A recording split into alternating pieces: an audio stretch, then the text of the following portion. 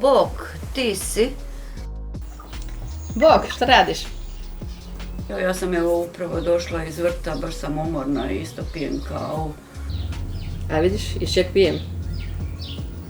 Otkud ti ta šalica? Ti si ju kupila? Nisam kupila. Napravila sam si. Idem na online tečaj keramike. Ko online nastava za moje unuke. Tamo svašta radimo. I šalice, i kućice. Evo, za moju unuku sam napravila kućicu. I ovo ti je, prepoznaješ, moja kuća, jel da?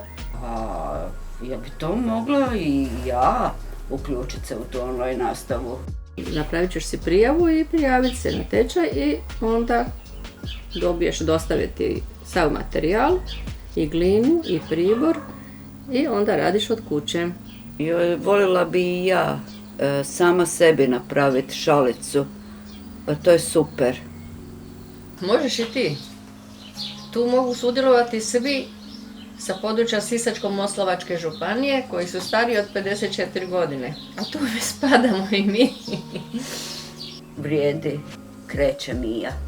Baš ti hvala.